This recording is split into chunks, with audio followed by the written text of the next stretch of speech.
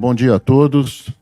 Nós estamos aqui para mais uma das reuniões clínico-científicas do Departamento de Psiquiatria da Escola Paulista de Medicina e do CAISM. E eu quero aqui já agradecer a Fabrícia Signorelli, que muito gentilmente aceitou o convite para fazer uma apresentação aqui para nós hoje, uma apresentação ampliada do que ela, na semana passada, fez no Masterclass aqui do departamento. Então, quero agradecer a Fabrícia, assim como repetir, como sempre, o nosso agradecimento aos laboratórios Cristália e FQM por possibilitar a transmissão ao vivo pelo nosso canal no YouTube, o canal do departamento no YouTube, para quem, de alguma forma, está inscrito ali no canal poder assistir. Bom, o título da palestra da Fabrícia, que está aqui na tela, né, é Trajetória dos transtornos do neurodesenvolvimento ao longo da vida. Né? A Fabrícia ela é psiquiatra, ela tem mestrado pelo Mackenzie, ela é psiquiatra do ambulatório de TDAH de adultos aqui do nosso departamento de neurologia da Unifesp, né? E ela é membro do board científico do BIP, do Brazilian Institute of Practical Pharmacology. Tá? Então, sem mais delongas, quero passar a palavra para a Fabrícia para não comer muito tempo dela, que a gente já está um pouquinho atrasado. Fabrícia, muitíssimo obrigado. Obrigada pela sua disponibilidade. Obrigada. Obrigada pelo convite da comissão organizadora e obrigada pela presença de todos. Bom, como o professor disse, o objetivo é falar de uma forma mais estendida sobre a trajetória dos transtornos do neurodesenvolvimento, né? É uma temática que eu acho muito importante, visto que cada vez mais esses adultos estão chegando para o diagnóstico e com várias comorbidades psiquiátricas. Então, a gente, como psiquiatra, tem que ter o conhecimento da trajetória dessas pessoas ao longo da vida. Bom, o professor já me apresentou, esses são os meus conflitos de interesse. Bom, de acordo com o DSM-5, então, surgiu o conceito de transtornos do neurodesenvolvimento. O que caracteriza os transtornos do neurodesenvolvimento? São transtornos que tendem, né, a cursar com início na infância e têm uma tendência a persistir ao longo da vida. Ou seja, são transtornos que têm uma tendência a serem crônicos. Com a vinda do DSM-5, mudou um pouquinho a percepção e a categorização desses transtornos, que passaram a ser vistos de uma maneira mais dimensional e mais heterogênea, deixando de ser visto daquela maneira mais categórica, como vinha com o DSM-4, com a CID, né?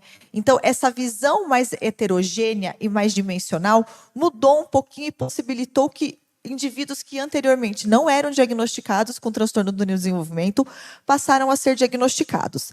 E essa categoria, ela inclui transtornos que vão trazer prejuízos em vários domínios do desenvolvimento, como acontece no transtorno do desenvolvimento intelectual, ou os prejuízos em menos domínios, como acontece no transtorno de déficit de atenção e hiperatividade. Né? E isso aqui foi justamente o que aconteceu quando passou a ter essa visão mais dimensional dos transtornos. Então, após a edição do DSM, né, 5, a primeira, não agora, o revisado, o Simon Baron-Cohen, que é uma das referências aí de autismo, ele escreveu esse artigo. E o que ele propôs nesse artigo? O que ele traz? A partir do momento, né, a partir da vinda do DSM, né, e esse conceito de transtorno do espectro autista, indivíduos que anteriormente não eram identificados passaram a receber o diagnóstico. Por quê? Porque essas pessoas, num dado momento da vida, como ele pontuou no artigo, as demandas de interação social e de comunicação social iriam ultrapassar o que esses indivíduos tinham de condição de oferecer. Né? E ele chamou justamente, foi o nome que ele deu para o artigo. Né? Então, era um momento que nós, profissionais de saúde mental, iríamos correr atrás dessa geração perdida de adultos que, em um outro momento, não receberam o diagnóstico de transtorno do espectro autista. Então, esse artigo deixou muito claro, e é isso que a gente vê aí após uma década de DSM, o quão amplo e a apresentação fenotípica do TEA é extremamente heterogênea. E acontece a mesma coisa com o TDAH. Né? Se a gente olhar em termos de critério diagnóstico, a gente vai olhar, tem os critérios de hiperatividade, impulsividade, os critérios de desatenção, eles, por si só, de maneiras completamente diferentes, os pacientes vão trazer a queixa clínica. Mas, somado a isso, existem habilidades que fazem parte de todos nós. Todos nós temos a cognição social, todos nós desenvolvemos a linguagem pragmática, que é o uso funcional. Todos nós temos a habilidade, que são chamadas de funções executivas. E todos nós temos uma habilidade que é chamada regulação emocional. E de acordo com o DSM, né, revisado, quais são os transtornos do neurodesenvolvimento? O transtorno do desenvolvimento intelectual, o transtorno da comunicação, aqui entra a linguagem, fala, o transtorno da comunicação social, ou seja, da pragmática, o transtorno do espectro autista, o transtorno de déficit de atenção e hiperatividade, os transtornos específicos de aprendizagem, seja com prejuízo de escrita, leitura, matemática, transtornos motores, o transtorno do desenvolvimento da coordenação motora, o transtorno do movimento estereotipados, a síndrome de Tourette e o tique, e os outros transtornos do neurodesenvolvimento, ou seja, às vezes o atraso global do desenvolvimento. Então, todos esses são classificados como transtornos do neurodesenvolvimento. E aqui eu vou dar uma ênfase ao transtorno da comunicação, porque, de acordo com a literatura, são os transtornos do neurodesenvolvimento mais prevalentes, né? E teve uma mudança aí que aconteceu com o DSM-5, que eu acho que foi muito importante. A gente tem que falar um pouquinho sobre um transtorno que surgiu aí com o DSM, né? Então, de modo geral, o que caracteriza um transtorno da comunicação é um problema na comunicação e que secundariamente leva a dificuldades sociais. Independente do aspecto da comunicação que está prejudicado, a sociabilidade em diferentes intensidades fica prejudicada. E aí vai desde prejuízos da fala, que é realmente a produção de sons, prejuízo da linguagem e também a comunicação não verbal. E é claro que, a partir do momento que a nossa comunicação está prejudicada, isso vai facilitar ou dificultar, né, e vai influenciar no nosso comportamento em relação ao outro. E com o DSM-5 veio um transtorno que eles denominaram de transtorno da comunicação social, ou seja, da pragmática. Essa condição foi adicionada, então, no DSM-5. E o que acontece, né? E por que eu digo crianças? Porque dos critérios para ser transtorno do neurodesenvolvimento é ter início na infância. Crianças que apresentam, né, o transtorno da comunicação social, embora muitas vezes eles consigam falar, eles têm dificuldade de se comunicar, que é o que a gente chama de uso funcional da linguagem. Então, muitas vezes, eles vão ter muita dificuldade de usar a linguagem de uma forma adequada dentro do contexto social. E isso, secundariamente, vai trazer problemas nos relacionamentos, né? Essa dificuldade ela aparece nos primeiros anos de vida, embora muitas vezes elas não sejam diagnosticadas nem na infância, e nem na adolescência, e nem na vida adulta, né? Às vezes, na história de desenvolvimento, elas apresentam, sim, atraso de fala, atraso de linguagem, mas o que caracteriza os sinais desse transtorno, ou seja, para que preencha o critério para o transtorno da comunicação, essas crianças têm dificuldades na compreensão das regras básicas da comunicação. Ou seja, iniciar uma conversa, manter uma conversa, mas o prejuízo vai além da questão da comunicação verbal. Existe muita dificuldade da compreensão e até da manifestação da comunicação não verbal. Então, a compreensão de gestos, de expressões faciais, uma dificuldade muito grande da compreensão de piadas, de sarcasmo, de duplo sentido, né? E a não compreensão das regras sociais a partir da comunicação não verbal, pegar as pistas sociais através da comunicação não verbal, né? E isso traz prejuízos no ambiente familiar, no ambiente com os pares, já na vida adulta, no ambiente laborativo, enfim, todos os domínios. E por que eu enfatizei isso aqui, né? Depois eu vou falar um pouquinho de um transtorno que chama transtorno dos movimentos estereotipados. Porque se a gente olhar só para essa questão da comunicação, um diagnóstico diferencial de suma importância é o transtorno do espectro autista, né? E o que faz de diferença entre ter o diagnóstico de transtorno da comunicação social e ter o diagnóstico do transtorno do espectro autista? É porque aqui, aqueles sintomas do critério B, que eu vou mostrar para vocês anteriormente, que faz parte do TEA, que está relacionado a movimentos repetitivos, atividades repetitivas, rigidez com mudança de rotina, alteração sensorial, não está presente. Então, é só uma questão mesmo dos critérios A. As dificuldades, sim, né, relacionadas à comunicação, interação, inferir o estado mental do outro, percepção social. As crianças têm dificuldade, porém, elas não apresentam os critérios B para preencher o diagnóstico de TEA.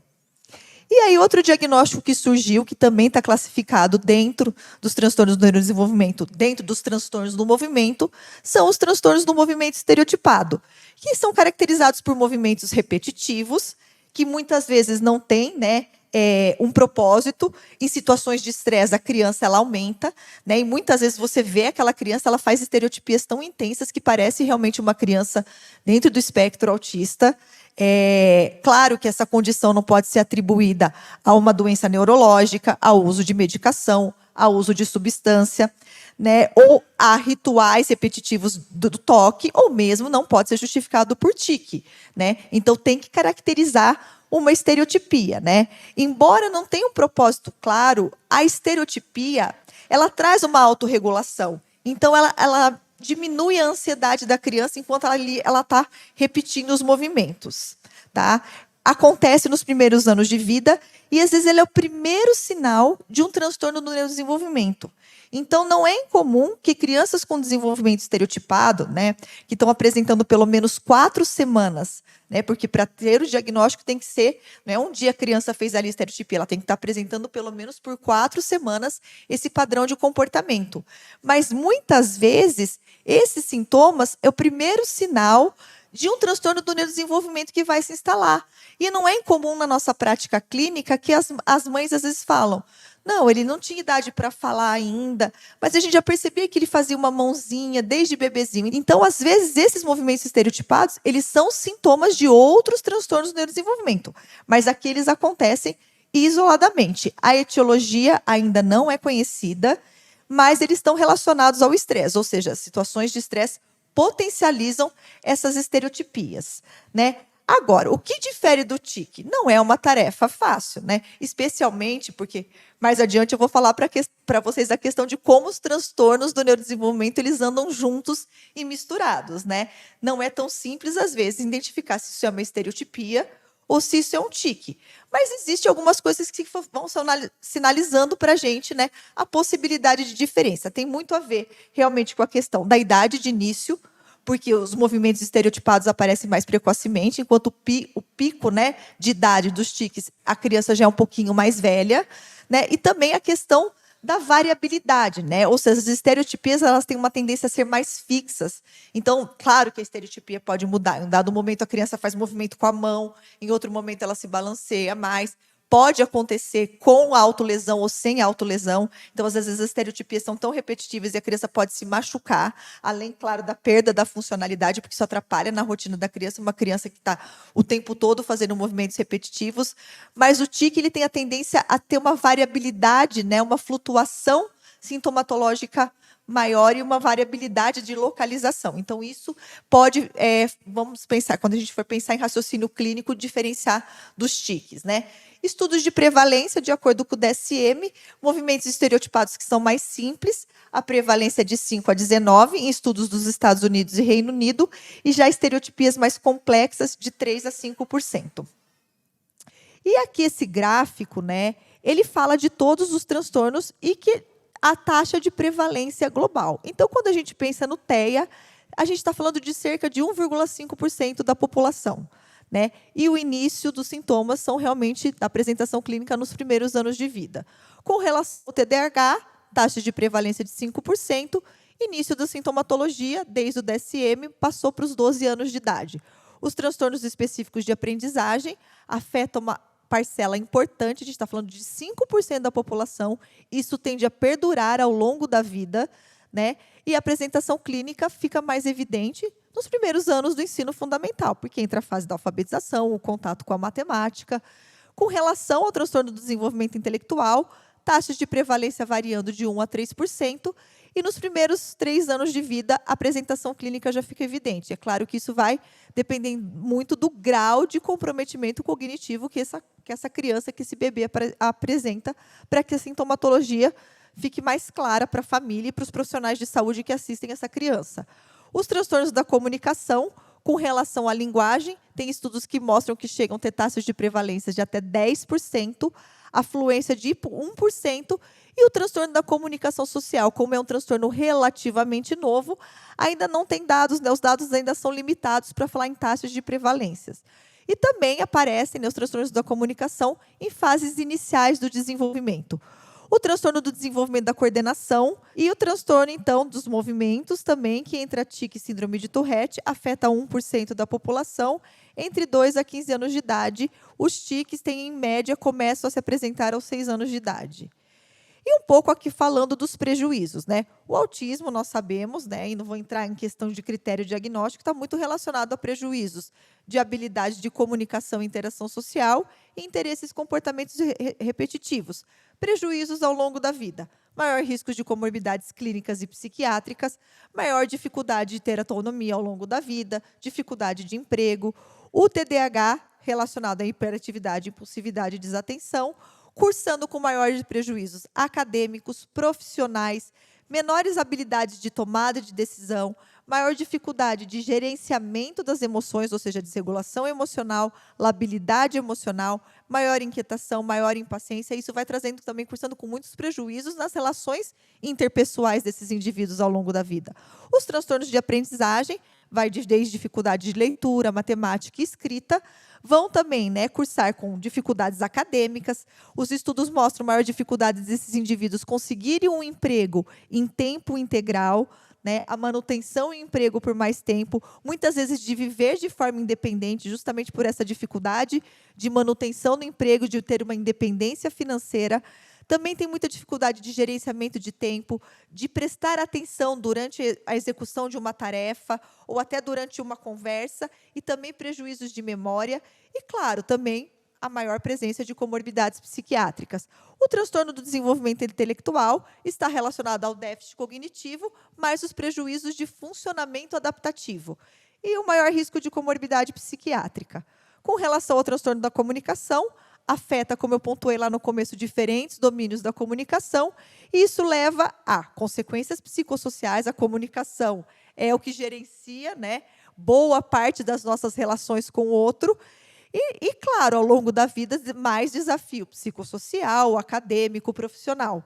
O transtorno da coordenação motora vai desde déficits mais leves a mais importantes, tanto da motricidade fina como grossa, e dependendo da intensidade, né, que esses prejuízos motores acarretam, esses indivíduos apresentam mais dificuldades de aprender novas tarefas, com uma possibilidade de afetar a performance acadêmica, profissional, laborativa.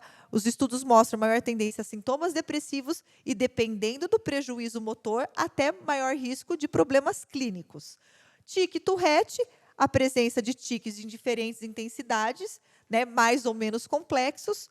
Também são fatores de risco a maior presença de psicopatologia, manutenção aí, né, persistência de traços obsessivos, problemas comportamentais, as relações pessoais, os relacionamentos de pessoas que apresentam tiques ficam muito limitadas pela exposição aos tiques, ou seja, né, um prejuízo aí psicossocial importante, uma performance acadêmica e uma performance ocupacional muito prejudicada.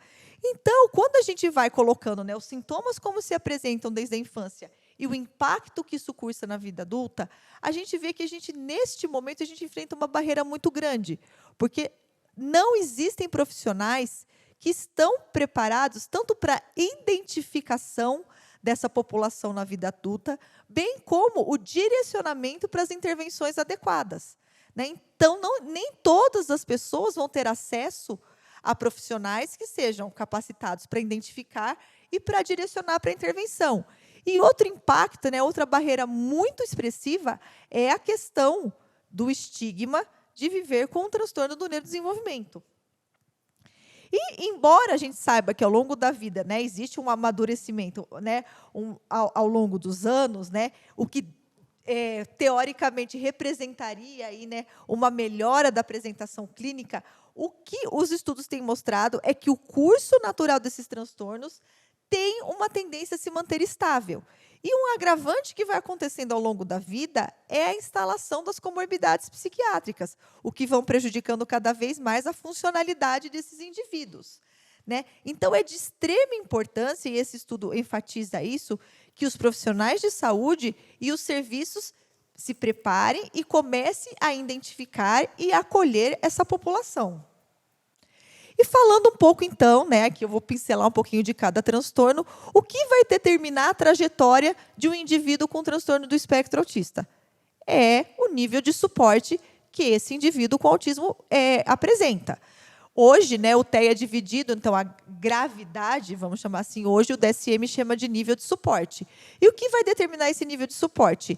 É os prejuízos funcionais que são ocasionados pelo déficit de habilidade de comunicação e interação, bem como os prejuízos relacionados à inflexibilidade, de mudança de comportamento, rigidez comportamental, desregulação com mudança de rotina. Então, é a gravidade, a intensidade dessa sintomatologia que vai determinar o nível de suporte.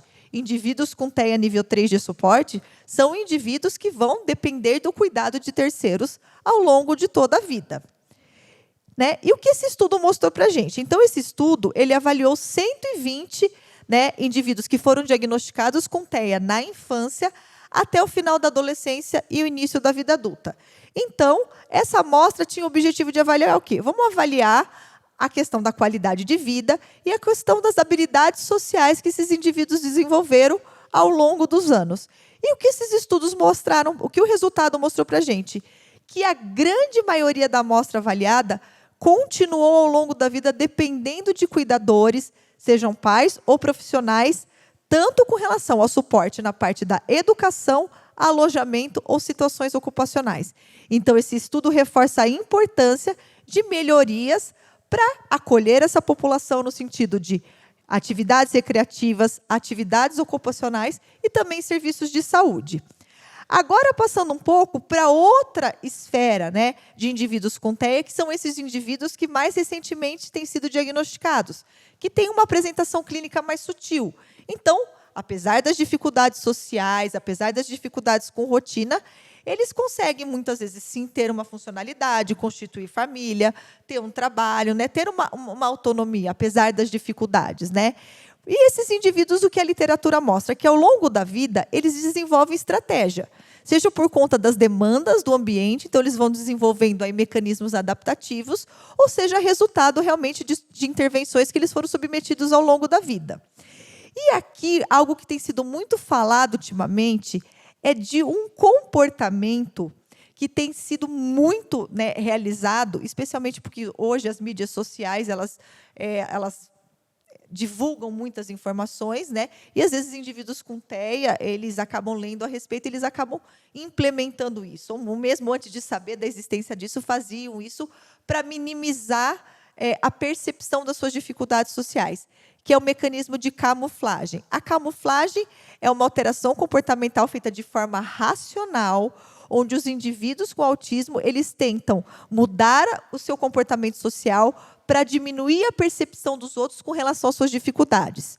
Isso vai desde manter o contato visual, por mais desconfortável que isso seja, usar frases que foram aprendidas, né, imitar gestos e expressões, alterar o tom da voz durante a conversa, né? Uma das dificuldades de indivíduo com TEA, às vezes, é a prosódia, né? Aquela prosódia que não muda a modulação. Então, eles aprendem a fazer isso. Então, dá risada a hora que o outro dá, mesmo sem ter entendido muito bem. Então, eles vão imitando padrões de comportamento. E, às vezes, claro, em situações sociais, eles vão ficando mais isolados para evitar ter essa troca de interação.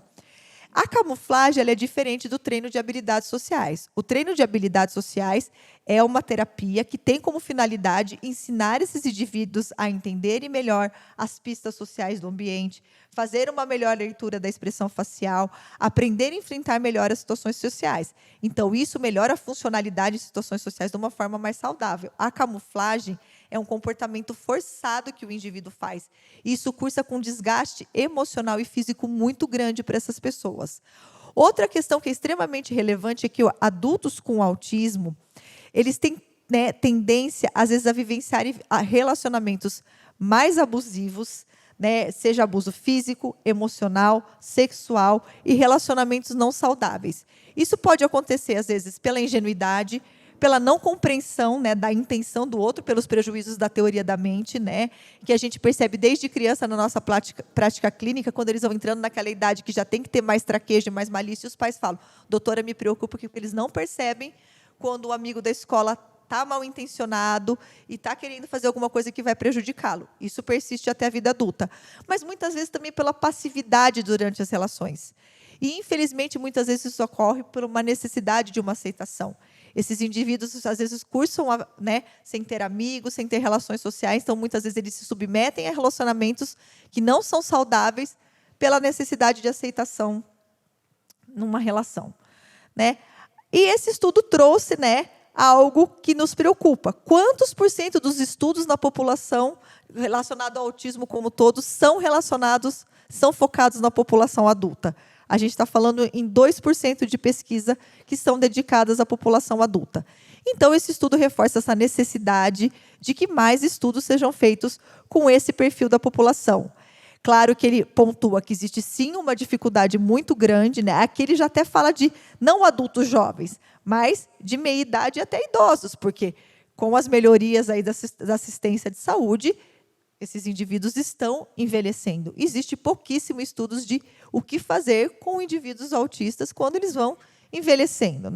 Existem muitas dificuldades do reconhecimento nessa população, do diagnóstico e da identificação das comorbidades, e não só em população mais velha, mas em adulto de modo geral. Seja porque muitas vezes a apresentação clínica é mais sutil, ou a presença da comorbidade dificulta a identificação dos sintomas cardinais do TEA. Com relação ao TDAH, esse estudo trouxe de prevalência atual, então ele chamou de TDAH persistente aqueles adultos que trazem uma história de TDAH desde a infância, taxas de prevalência de 2,58, e TDAH sintomático, aquele adulto que foi avaliado, tem uma história clínica consistente, independente do início da infância, 6,76.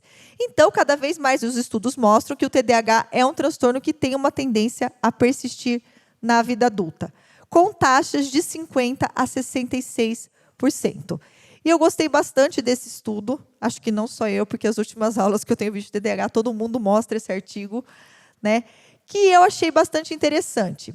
E os autores falam a seguinte questão: os estudos têm mostrado que, em média, 50% das pessoas com TDAH da infância vão ser adultos com TDAH. Mas isso eles colocam, não foi feito uma avaliação longitudinal desses indivíduos. E aí esse estudo se propôs a avaliar justamente isso. Avaliar se, ao longo dessa trajetória, existe período de remissão, existe reagudização de sintomas, existe essa flutuação. Então, essas 559 crianças foram avaliadas durante 16 anos de acompanhamento. E que o estudo pôde constatar que a maioria dessas crianças existe uma flutuação da apresentação clínica dos sintomas até o início da vida adulta. 90% das crianças que tiveram TDAH, ao longo da vida, continuaram a apresentar dificuldades decorrentes do transtorno. E esses são os resultados do estudo. 30% ao longo do estudo, 30% das crianças, em algum momento do estudo, realmente apresentou remissão dos sintomas. 60% ao longo do estudo apresentou recorrência. De crianças que apresentaram realmente uma remissão sustentada, 9,1%, e 10,8% realmente teve uma estabilidade, ou seja, permaneceu sintomático ao longo de todo o estudo. Então, o TDAH, ele tem trajetórias altamente variáveis e vários fatores vão influenciar nisso. A questão da apresentação clínica, que é essa questão da flutuação que o estudo anterior mostrou, o desenvolvimento de comorbidades, que atrapalha a funcionalidade, e também, claro, o efeito que a gente entende como positivo de um tratamento, seja farmacológico ou intervenção comportamental, quando feito de forma adequada. Então, esse estudo também reforça essa flutuação da apresentação clínica, momentos melhores, momentos de mudança de demanda, de piora sintomatológica, ou de maior estresse, ou de instalação de comorbidade. Então, tudo isso vai impactar no curso do TDAH ao longo da vida. E, claro, embora alguns indivíduos tenham aí uma trajetória muito difícil de conviver com TDAH, a gente sabe que existe uma parcela de indivíduos com TDAH que são funcionais, apesar das dificuldades. Não representa a grande maioria, mas existem TDAHs que não são tão impactados e conseguem ser funcional, apesar da presença do transtorno. Então, é um transtorno crônico, e esse estudo ele foi bastante interessante, porque ele fala que não é só uma questão de um prejuízo para o indivíduo, mas o TDAH é um problema de saúde pública. Então, esse estudo ele se propôs a avaliar e comparar irmãos com TDAH. Então, eles avaliavam o irmão sem TDAH e o irmão com TDAH. Claro, excluindo qualquer outro transtorno psiquiátrico no irmão e no indivíduo. E o que o resultado mostrou? Que o irmão com TDAH, ele tinha uma renda menor, eles pagavam menos impostos quando comparavam com seus irmãos. Eles recebiam maiores benefícios do Estado, eles custavam, né, tinham um maior custo para a saúde, para a assistência social e estavam mais relacionados à criminalidade quando comparados com seus irmãos sem TDAH. Né? Então, o estudo concluiu que esse custo, né, não é só para o indivíduo ou para os seus familiares, mas também é um custo para o sistema aí de saúde, para o sistema público. Né? Então, é fundamental o reconhecimento, né? Primeiramente, obviamente, para proporcionar a qualidade de vida para esses indivíduos, mas também o impacto, né, do ponto de vista de custo aí desses indivíduos sem diagnóstico e sem tratamento adequado. E aqui, né, o Russell Barkley, né, a gente sabe o quanto o TDAH prejudica a vida como um todo. Nesse estudo recente, o professor Barkley, ele falou que o TDAH ele impacta até na expectativa de vida dessas pessoas. Por quê? Porque existe uma tendência a pessoas com TDAH se envolverem muito mais em atividades que estão relacionadas à redução da expectativa de vida. Mais acidente, desde a infância até a vida adulta, comportamentos imprudentes com relação a dirigir, maior risco de comportamentos suicidas, quando tem, claro, um quadro depressivo comórbido, né? Maior comorbidade clínica, né? Porque eles são, às vezes, muito mais negligentes com relação à saúde ou muito mais vulneráveis a comportamentos sexuais de risco, ou uso de substância, ou compulsão alimentar e as consequências de viver com a compulsão alimentar. Então, essas condições médicas que se instalam ao longo da vida também, né, diminuem a expectativa de vida. E também relacionado à violência. Independente de um transtorno de conduta comórbido, indivíduos com TDAH, eles estão mais relacionados a crimes violentos, agressão reativa, violência com seus parceiros. Então, a grande questão é a desinibição comportamental e impulsividade explica mais de 30%, né, da redução da expectativa de vida desses indivíduos. Com relação aos transtornos específicos de aprendizagem, o impacto na vida adulta. O que esse estudo mostrou? Né? Afeta o desenvolvimento acadêmico, o desenvolvimento ocupacional e educacional, a funcionalidade em diferentes domínios, né, que está muito relacionado à realização de atividades cotidianas, capacidade de tomada de decisão, habilidades sociais e aspectos emocionais. Então, esses indivíduos eles têm baixas atividades acadêmicas e eles vão ser muito resistentes em procurar atividades onde a demanda acadêmica é maior. Né?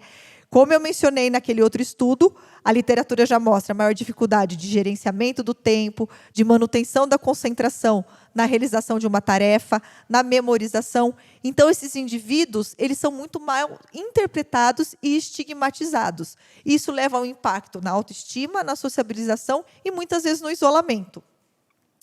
E esse outro estudo trouxe justamente isso. Chegar à vida adulta com um transtorno de aprendizagem vai impactar onde?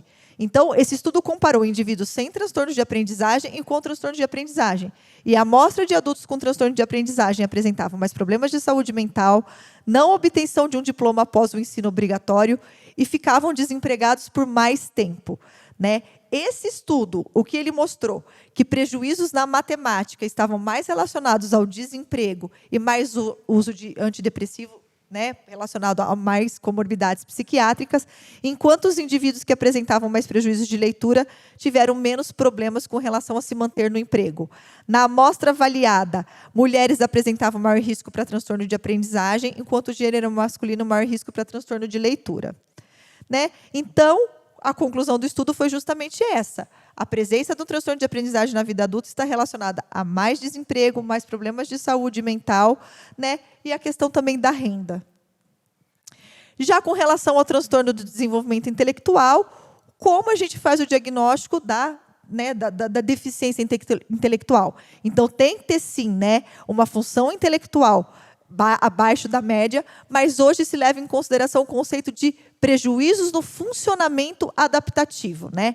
E a prevalência, esse estudo mostrou que gira em torno de 1%, com uma variabilidade de 0,05 a 1,55. Essa variabilidade se deve a critérios diferentes que são adotados para avaliação dos pacientes, seja por preparo dos profissionais, né, para a prática diagnóstica, a característica da população, a exposição a fatores de risco. Então, esse estudo, ele cita, né, embora não seja um estudo de autores brasileiros, ele cita justamente a questão quando teve a questão do Zika vírus após a Copa do Mundo, lá de 2014, e os bebês que nasceram com microcefalia e comprometimento cognitivo grave. Obviamente, um estudo daquele momento que essas crianças hoje, né, se isso foi em 2015, nós estamos em 2023, já são crianças, né? Fizer um estudo nessa região, vai ter uma prevalência aí aumentada de crianças com prejuízo cognitivo, né? Então, leva muito em consideração situações locais onde teve uma exposição a fator de risco relevante, né?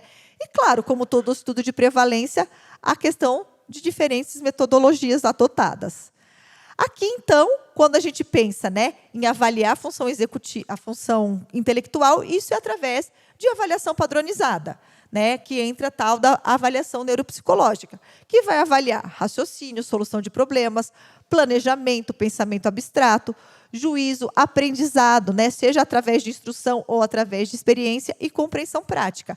É claro que isso é avaliado de uma forma qualitativa nos testes, mas a história clínica, né, quando a família vai trazendo o próprio indivíduo, a gente já vai inferindo que ele apresenta dificuldades nesses aspectos, né?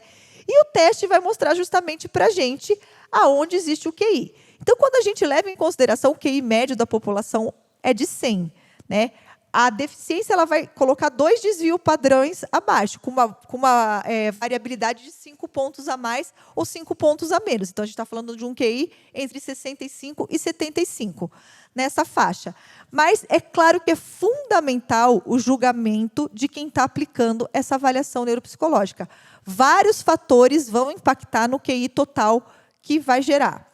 Por exemplo, né, tem um aspecto da avaliação neuropsicológica que avalia a inteligência, que avalia a questão da comunicação, né? Se a gente está falando de uma pessoa que tem um transtorno comórbido da comunicação, obviamente que isso vai, naquele item, ter uma performance pior e jogar o QI total mais para baixo. Né? Por isso que os testes de QI têm fatores de correção. Isso acontece até no outro extremo. Então, quando a gente fala de indivíduos com altas habilidades, tem 2 parâmetros, crianças e adolescentes, que eles não... Então, o VISC é dividido em 4, né, habilidades que são avaliadas. Crianças e adolescentes com altas habilidades, eles performam pior na velocidade, em teste de velocidade de processamento e memória operacional. Então, eles vão indo super bem, né? Raciocínio, a parte verbal, 130, 140. De repente, esses subtestes, eles vão numa média. Se não fizer um fator de correção, vai jogar o QI total para baixo. Então, é isso que esse estudo fala. É fundamental o julgamento e o treinamento desses profissionais. Com relação ao comportamento adaptativo, se divide no domínio social, prático e adaptativo, e são todas as nossas funções. Nossa capacidade de aprender, né, nas habilidades acadêmicas, nossa capacidade de se relacionar, perceber o outro, entender a necessidade do outro, interagir com o outro, habilidade de amizade e também autonomia, autogestão, cuidado pessoal, habilidades profissionais. E isso existem questionários e instrumentos que avaliam essa funcionalidade. Uma muito utilizada é a Vineland. E essa revisão sistemática se propôs a avaliar a prevalência de transtornos psiquiátricos comórbidos e ela trouxe uma taxa de 33,6% e transtornos extremamente heterogêneos. Então, o estudo mostrou estudos super variados. A prevalência foi maior na deficiência intelectual leve, moderada e grave, até porque é impossível mensurar, né, uma presença de uma comorbidade psiquiátrica em quem tem uma deficiência intelectual profunda, dado ao tamanho, o prejuízo desses indivíduos. Transtornos de comunicação são altamente prevalentes, como eu pontuei para vocês, os mais prevalentes. E o que acontece? Crianças com transtornos de aprendizagem, de comunicação, têm mais riscos de ter dificuldade de leitura, de ortografia e de matemática, e 12 vezes mais chance de ter todas as dificuldades escolares, ortografia, matemática, leitura. Meninas têm 3 vezes mais chance de sofrer abuso sexual e meninos 4 vezes são mais propensos a comportamentos delinquentes. Ao longo da vida, indivíduos com transtorno da comunicação apresentam 6 vezes mais chances de vivenciar ansiedade, depressão e os adultos, novamente, afetando aí a empregabilidade ao longo da vida.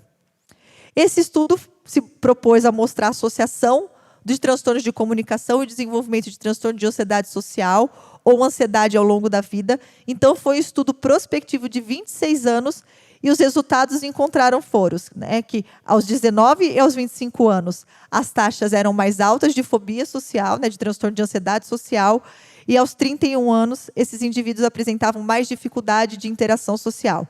Então, o transtorno de linguagem na infância é um fator de risco importante para a ansiedade social na vida adulta, que está provavelmente relacionado às dificuldades de comunicação ao longo da vida.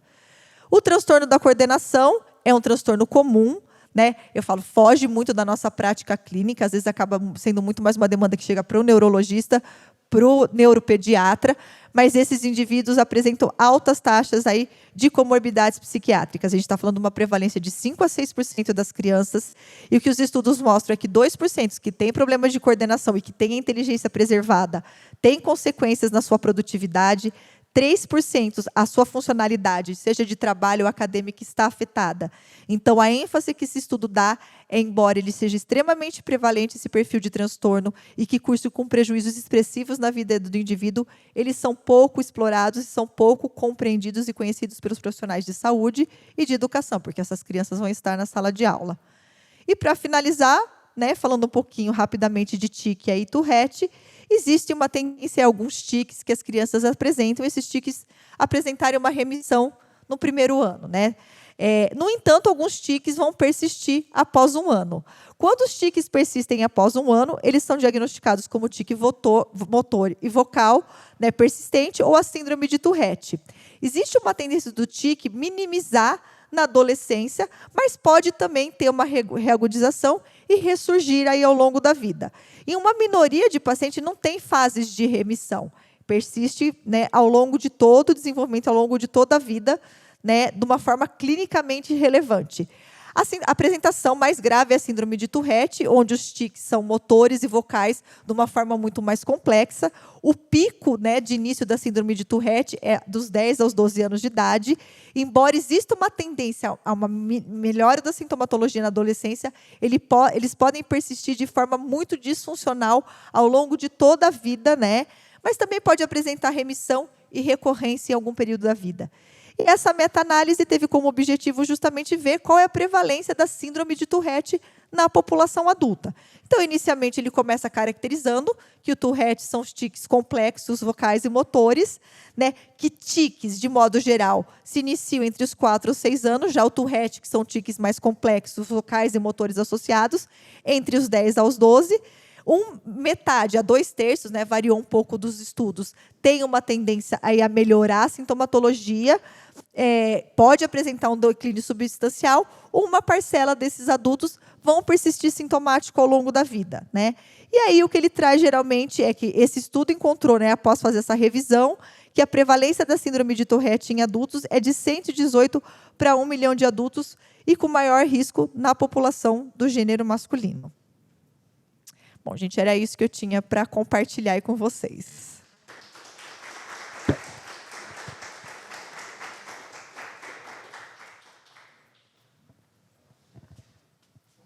Muitíssimo obrigado pela apresentação, Fabrícia. Infelizmente, desde a primeira queda de energia, a gente perdeu a possibilidade da transmissão ao vivo da reunião, então nem chat a gente tem para, de alguma forma, estar fazendo a discussão aqui. Bom, a impressão que eu tenho, assim, eu que não sou da área da infância e adolescência, assim, é que o volume de informações que você trouxe hoje, de um grande capítulo, né, daquilo que, de alguma forma, afetam as nossas crianças, é absolutamente grandioso, né? Acho que a gente teria aqui muitos aspectos para estar discutindo, e vou pedir aí a colaboração de vocês para a gente poder, de alguma maneira, esclarecer alguns pontos que não tenham ficado muito claros. Eu gostaria de começar fazendo uma pergunta que me chamou a atenção logo no início da sua apresentação, que você até destacou, daquela enorme, não apenas da enorme variabilidade da questão da prevalência, né, nos diversos estudos, de acordo com metodologias diferentes, né, de 4,7% até 88,5%.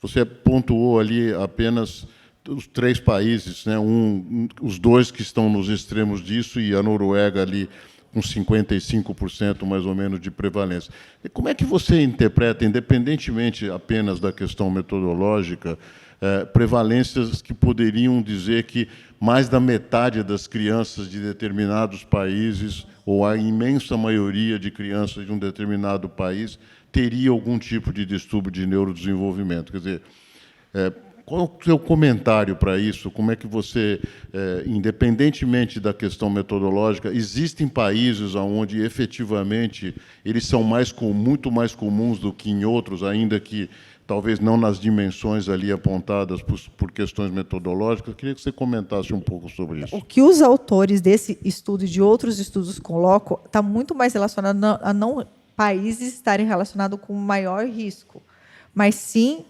alguns lugares, e até fala de países, né, países com menor desenvolvimento, essas crianças são menos identificadas.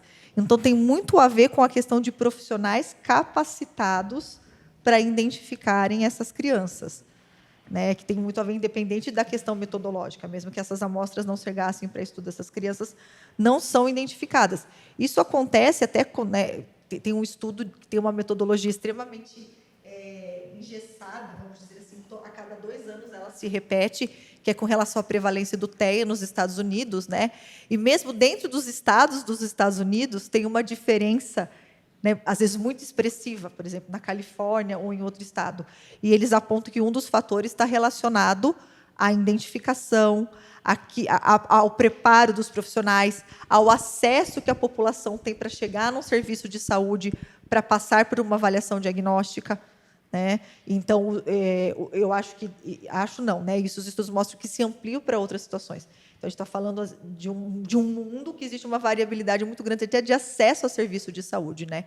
Então, isso acaba impactando também na identificação dessa população. Tá, então, você está apontando questões metodológicas, você está apontando a capacitação dos profissionais para poder fazer o diagnóstico, você está pontuando a questão de diferentes acessos. Então, são questões que, de alguma maneira, são externas, né, a que, de alguma forma, a gente pudesse pensar como que as crianças são afetadas por essas situações de transtornos de neurodesenvolvimento. Agora, tirando tudo isso, né, quer dizer, ficando realmente com uma questão, existem realmente populações que estão mais sujeitas a ter transtorno de neurodesenvolvimento do que outras? O que os estudos falam sobre isso? Os estudos mostram que depende da exposição a determinados fatores ambientais que têm a ver, né? E quando a gente tem, por exemplo, nível de evidência... Né? E por que eu falo mais do autismo? Porque hoje se fala muito, se investiga muito a questão de fatores ambientais que impactam, né? Então, não é exposição a comer alguma coisa que tem agrotóxico, mas é viver numa região que aquele agrotóxico é utilizado e que a economia daquela região gira em torno da agricultura. Então, essa exposição é um fator de risco, né?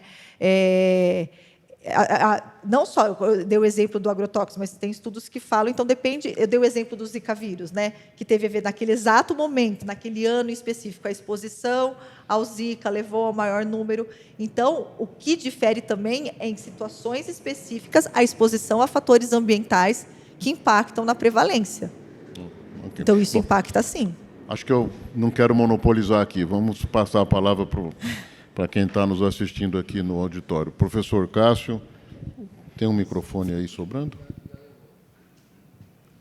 É que eu queria perguntar... Ah, desculpa, eu não vi que você já estava com o microfone. Perdão, tudo bem. Pode começar, você se apresenta. Meu nome é Sabrina, eu não sou da psiquiatria, eu sou da genética lá da BF. Então, para mim, às vezes fica um pouco fora. Mas a minha dúvida era assim, tipo, os países que você mostrou são países que a idade materna são mais altas também, né? Sim. Isso pode isso ser um fator de risco, né? Quando a gente então, fala. A pergunta que o professor fez, eu queria saber, tipo, isso pode ser um fator que pode estar muito relacionado a isso. Sim, a idade materna para transtornos no desenvolvimento de modo geral e a idade paterna também. Então, hoje, estudos de TEA mostram que a idade paterna, claro, mais avançada do que a idade materna, né? Então, coisas que lá atrás a gente só vinculava a idade materna à síndrome de Down, hoje a gente sabe que a idade materna avançada é um fator de risco e que cada vez as mulheres, né, estão sendo mães mais velhas, né? Então, isso acaba, de certa forma, sendo um fator de risco. E, claro, né, tem muito essa questão de... Aí, às vezes, não tem a manifestação clínica, mas já tem ali alguns genes, né? Aí, esses genes, a pessoa acaba se casando com uma pessoa que tem alguns genes, né? Aí, em um dado momento, um indivíduo dessa geração vai ter uma expressão gênica mais expressiva, né? Você que é da genética entende dessa parte até muito melhor do que eu, né? A ponto de, né, a expressão gênica levar realmente à apresentação clínica do transtorno. Mas a idade materna e paterna tem correlação, sim. Algum estudo, assim, igual você falou dessas revisões que... Fala no microfone. Perdão. Tem algum estudo já bem delimitado, essa questão da idade materno-paterna, alguma revisão? Tipo específica? É. Então, tem vários estudos que pontuam, mas assim, falar 45 para mulher, 50 e tanto para homens, não. Mas tem vários estudos que fazem correlação. Inclusive, um dos estudos que eu olhei falava muito que eles avaliavam a prevalência da deficiência intelectual e eles excluíram para avaliar a prevalência indivíduos com TEA, porque a grande maioria de pessoas com autismo tem um grau de deficiência intelectual, né? E aí trouxe a idade paterna como um fator claramente vinculado como fator ambiental importante para os transtornos do neurodesenvolvimento e para o transtorno do desenvolvimento intelectual. Obrigado. Agora sim, professor Cássio. Tá bom. Fabrícia, parabéns pela excelente apresentação e pelo esclarecimento de questões que, às vezes, não ficam, né, evidentes. E, assim, quem não conhece não sabe perguntar. Essa é a questão fundamental. Para a gente que trabalha com adulto, né, se você não investiga a questão da cognição social, do déficit de atenção, muitas vezes passa. O paciente vai lá porque está com uma depressão, vai por outra coisa, e aí você, quando investiga, ou vem a mulher e fala assim, doutor, mas ele é muito sem noção. Eu passo vergonha com ele. Ele é capaz de fazer uma pergunta socialmente que eu preciso cutucar. E ele fala, o que foi? O que foi? Né? Que é uma aparência, né, de inocência, sim. De isso que você falou, não pega uma piada, capaz de... que não tem o filtro social. E, às vezes, você não pergunta, não, ele é assim. E, às vezes, não é. É o desenvolvimento. Na vida adulta, a gente tem muito mais dificuldade de, entre aspas, consertar o que não foi, né? E não foi investido na infância e adolescência. Mas, se a gente não souber, não tiver conhecimento, a gente não sabe. Entra aqui no espectro do autismo leve uma síndrome que a gente, durante muito tempo, falou que era a síndrome de Asperger. Né?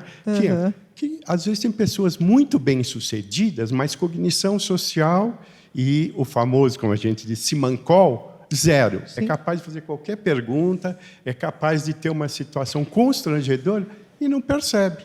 Ainda é capaz de perguntar, por quê? O que aconteceu? Não tem essa percepção. Então, acho fundamental a gente cada vez mais ter conhecimento dessas questões do neurodesenvolvimento. Obrigado, mais uma vez, parabéns. Imagina. Posso... Sérgio Black, daqui. Fabrício, eu quero te cumprimentar também, porque realmente foi muito bom. Eram, na verdade, duas coisas. A primeira é que a questão do diagnóstico, né, que você falou, é complicado. E eu estava me lembrando, algum tempo atrás, a questão do diagnóstico da esquizofrenia, o grande estudo Inglaterra e Estados Unidos, né, porque eram pacientes que eram diagnosticados totalmente diferentemente, dependendo do lugar, né, que as pessoas estudavam os casos, né, e foi uma coisa muito interessante, né, quer dizer, o sujeito que faz o diagnóstico, e eram discrepantes muitas coisas, né. E eu estava me lembrando disso, mas eu queria enlaçar um pouquinho com o que o professor Cássio estava comentando, porque acho que a grande mudança que houve nessa situação toda são em função desses estudos que vão acontecendo, acho que dos últimos 10, 15, 20 anos para cá, que é a questão da persistência desses sintomas que antes estavam presentes só na infância, né? E que não eram muito levados em conta, né, na idade adulta.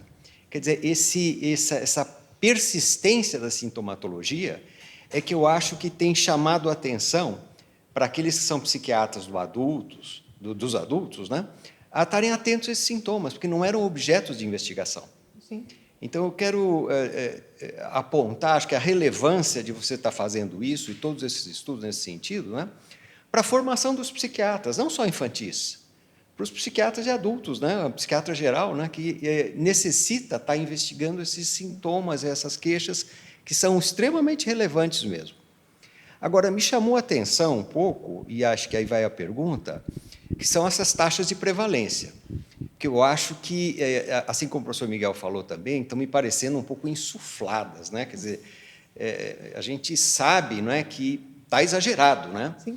Mas como é que vão se fazer as coisas aí para se chegar a um número um pouquinho mais ajustado, né? Eu queria saber de você um pouco Isso sobre é um isso. dos pontos que chegou até mais de uma vez entrar nas discussões dos grupos, né, de neurociências, de docentes, essa questão desses estudos, principalmente porque a referência que a gente acaba tendo para o TEA, né, é o do CDC, né?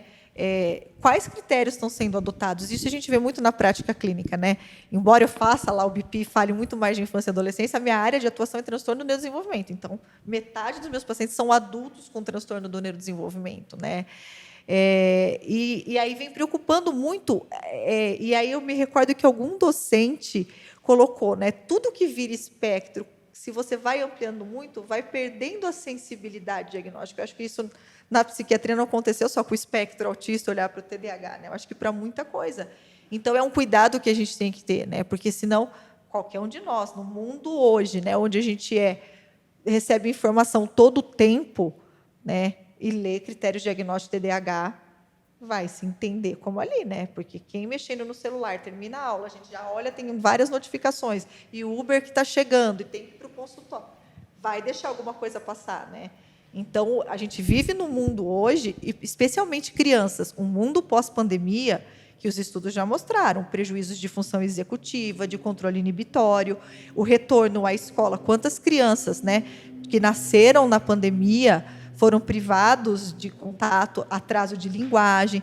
Então, é óbvio que a gente tem que levar todas essas questões em consideração, mas esses números é um questionamento que tem sido feito. Que tipo de critérios têm sido adotados? Porque todo dia, Sérgio, esses adultos eles chegam no consultório, que a minha psicóloga pediu para eu vir aqui porque eu tenho dificuldade de entender emoções e sentimentos. Aí você vai investigando desde criança. Não, mas o que mais? Só isso. Mas a alexitimia não é uma exclusividade de quem está no espectro autista, né?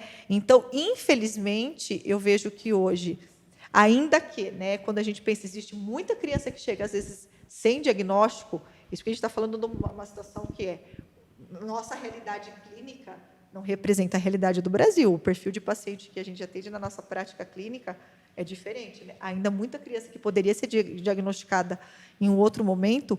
Hoje, eu não gosto de usar muito esse termo banalização, né? Mas existe muitas vezes falha nessa percepção. Por isso, eu acho que foi muito importante essa revisão do DSM reforçar a necessidade de, tem que ter isso, tem que ter isso, tem que ter isso. Né? Porque, senão, daqui a pouco, todo mundo está no espectro. E esses números que aparecem, que critérios têm sido adotados?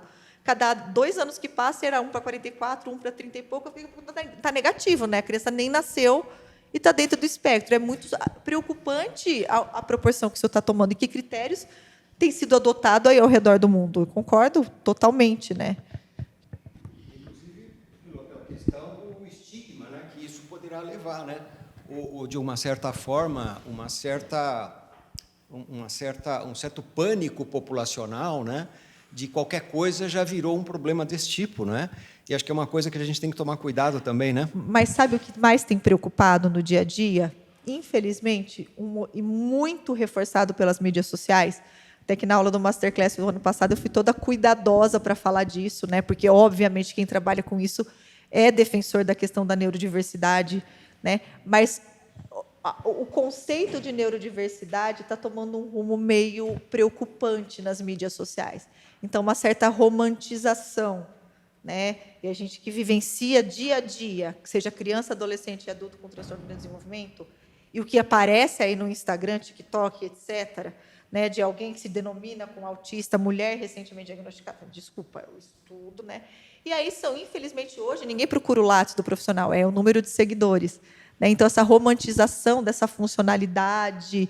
Né? Então, novamente, isso nos preocupa também. Né? Porque, para aquela pessoa que tem dificuldade, e às vezes é outro transtorno, então não existe mais nada. Não existe transtorno de personalidade com dificuldade social. Então, toda dificuldade social agora é espectro autista. Ninguém fica falando de diagnóstico de deficiência intelectual. Criança com deficiência intelectual tem falha no repertório do brincar. Tem falha da cognição social também. Tudo está indo para a caixinha do TEA, entendeu? Então, isso tem preocupado bastante. Bastante. Professor Salvador Bianco. A gente tem visto, a neurociência tem observado que a neuroplasticidade é um fenômeno muito maior percebido atualmente do que se imaginava no passado. Então, a gente pode imaginar que intervenções precoces com essas crianças que possam ser diagnosticadas mais precocemente poderiam possibilitar que a evolução não fosse mantida na idade adulta. Não no sentido de desenvolver formas de disfarçar a patologia, mas, de alguma forma, algum tipo de atividade, de influência que possa realmente atingir o fator, a parte que não está desempenhando bem, que possa ser desenvolvida e mudar a expressão da patologia e funcionar como um tipo de prevenção, de alguma forma, precoce, mudando a natureza determinista, estática, e que apenas pode ser disfarçada e não pode ser melhorada de uma forma mais essencial. Não, mas o que a literatura mostra, né, e cada vez existem guidelines hoje, né, que preconizam quais determinadas intervenções têm mais ou menos nível de evidência, e cada vez a gente entende que tem que ser um trabalho multidisciplinar. Então, tem vários artigos que mostram da importância da terapia intensiva, especialmente quanto menor a criança, né? E as mães já chegam com essa informação. Não, doutora, mas vai logo atrás do laudo do convênio, porque eu li que tem uma tal de neuroplasticidade, então, quanto antes começar... Então, sem sombra de dúvidas, isso tem um impacto muito expressivo, né? Às vezes, crianças chegam com 18 meses, têm vários sinais de alertas, mas não forte o suficiente. Você não vai esperar ela voltar com 24 para fechar. Você vai levá-la para intervenção precoce, independente de um diagnóstico fechado. Então, a intervenção melhora aspectos sensoriais, né? Quantas crianças hoje fazem uma modalidade de terapia ocupacional que chama integração sensorial, e elas melhoram muito naquelas questões de dificuldade. A parte mais difícil é trabalhar a seletividade alimentar. Mas, às vezes, crianças que não vestiam agasalho, não pegavam em determinadas coisas, elas melhoram muito, elas toleram melhor barulho. A questão, né, da comunicação.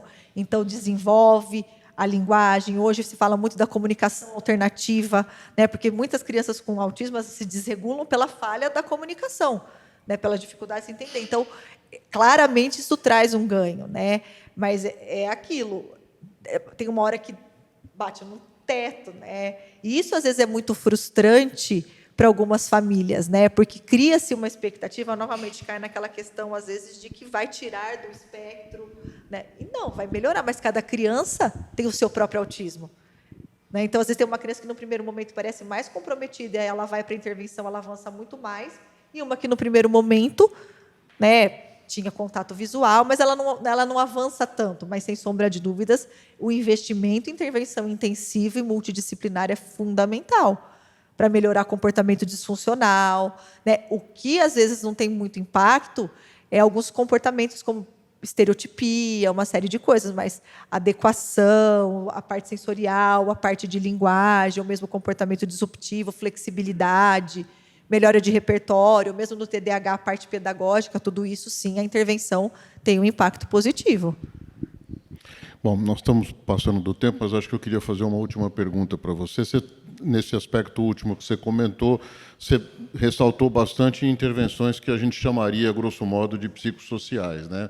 Eu queria que você fizesse um comentário geral, daqui breve, sobre a utilidade de medicamentos para tratamento dos transtornos do neurodesenvolvimento. Então, o único transtorno do neurodesenvolvimento para o transtorno em si, que o tratamento farmacológico, né, tem um tamanho de efeito muito grande, é o TDAH. Tá? Quando a gente fala em farmacologia no transtorno do espectro autista, são para as alterações comportamentais e para as comorbidades psiquiátricas. Né? Por exemplo, às vezes crianças, por conta de todos esses aspectos sensoriais, apresentam muita agressividade, muito comportamento disruptivo, que, imagina, tem disfunção executiva, tem inflexibilidade, não consegue se comunicar, tudo isso vai desregulando a criança, e ela tem agitação, agressividade, distúrbio de sono, tudo isso é mais prevalente. Então, a intervenção vem nesse sentido, mas até o atual momento não tem nenhuma medicação que tenha nível de evidência para melhora dos sintomas cardinais do TEA. O TDAH não. O TDAH, as primeiras linhas de tratamento, de acordo com os guidelines principais, canadense, Reino Unido, que são metilfenidato e psicoestimulante, tem um tamanho de efeito muito expressivo.